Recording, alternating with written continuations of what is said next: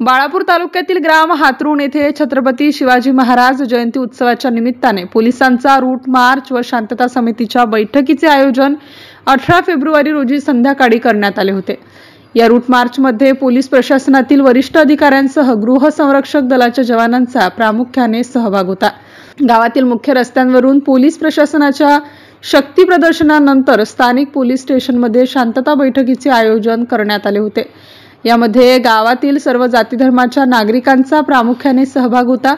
शिवजयंती उत्सव तसेच सर्व सण समारंभ जातीय सलोखा आणि धार्मिक एकात्मतेने साजरे करण्याचे आवाहन पोलीस स्टेशनचे ठाणेदार गोपाल ढोले यांनी याप्रसंगी उपस्थितांना केले आहे।